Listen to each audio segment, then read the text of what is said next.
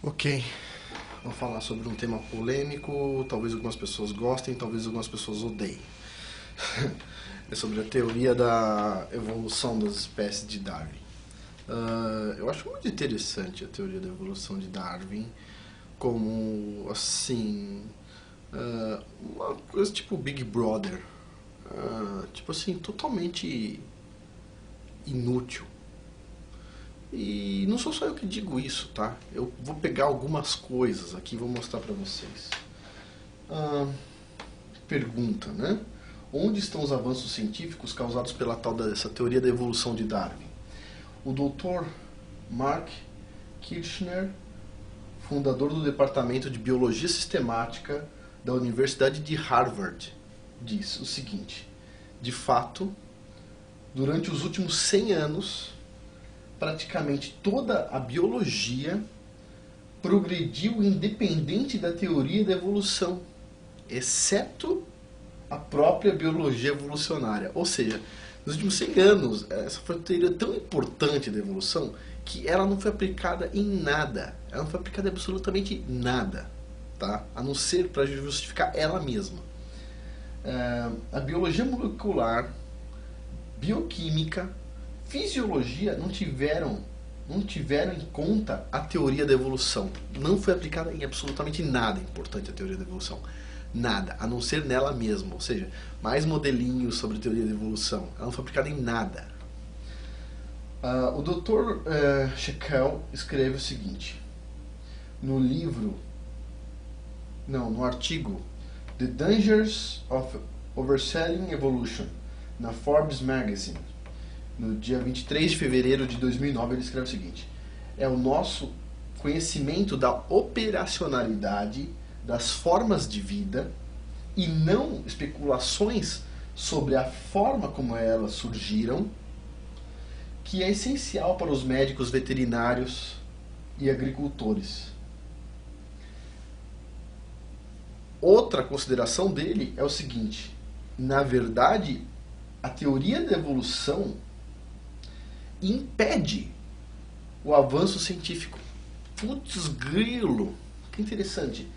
Por que então as escolas e as universidades ensinam darwinismo de forma tão dogmática, retirando tempo à biologia experimental que tanto tem beneficiado a humanidade? Ou seja, por que você gasta um tempão ensinando darwinismo, a isso veio daquilo e assim assado, se na verdade o que é prático é conhecer anatomia, é conhecer coisas biológicas de verdade, como é que funciona o pulmão, como é que o pâncreas funciona, como está tudo isso está conectado.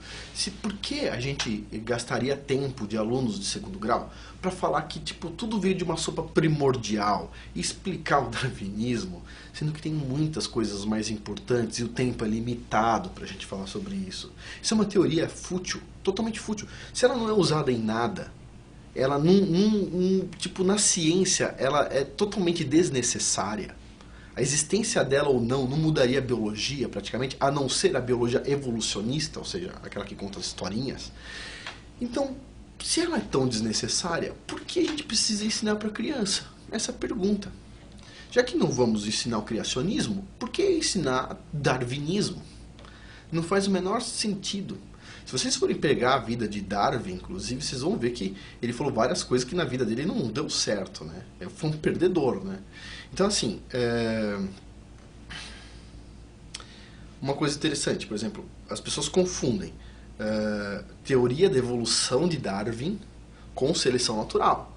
Os criacionistas, as pessoas que acreditam que tudo foi feito por Deus, tá? Eles também acreditam em seleção natural, ou seja, mais apto, o que se adapta melhor, mais rápido, ele vai progredir melhor. Isso é natural, tá ok? Seleção natural, ok. Isso não é darwinismo, hein? Isso não é darwinismo, não é teoria de evolução. E te digo mais, acreditar numa sopa primordial, eu vou falar uma frase que o cientista falou, não lembro qual é, era um cientista desses muito importantes, prêmio Nobel, me fugiu da cabeça. Eu não estou fazendo muitas pesquisas aqui para fazer esses vídeos, porque eu tenho muita coisa na minha cabeça. Mas a frase que ele fala faz tanto sentido a evolução a partir de uma sopa primordial, ou seja, o pessoal diz que você pegou nutrientes lá, carbono e não sei o que, nitrogênio, amônia, e você põe aquilo sobre numa coisa quente, sei lá, numa bacia quente, ou seja, uma bacia sedimentar, por exemplo, ou no fundo do oceano, perto de onde tem o vulcanismo no oceano, e você consegue formar vida a partir daquilo. E essa vida vai evoluir por uma coisa de uma célula para várias células, e vai evoluir para, sei lá, os peixes e não sei o que e tal, até chegar no ser humano. Ok? Isso é uma teoria bem legal do darwinismo.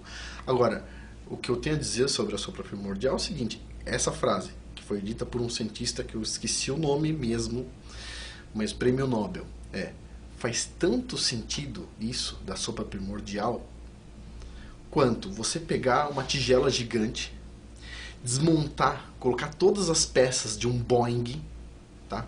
Com software, manuais, os parafusinhos pequenos de cada botãozinho, os parafusos todos de todo o cockpit, as telinhas dos cockpit, os ponteiros dos cockpit, tudo isso, asa, turbina, hélice, tudo isso dentro de uma panela, tudo desmontado, até os parafusos tudo solto, e você fica lá, ó, chacoalhando milhares de anos, ou milhões de anos, depende do ponto de vista, e aí quando você abrir, voilá, adivinha, um Boeing 747 montado, novinho, perfeito, como um ser humano. O ser humano, toda a complexidade dele, com várias coisas trabalhando junto, várias partes vivas trabalhando ao mesmo tempo, foi formado a partir de colocar uma coisa numa tigela quente, criou um ser de uma célula, multicélulas, meu, desde quando o elemento químico ganha vida assim?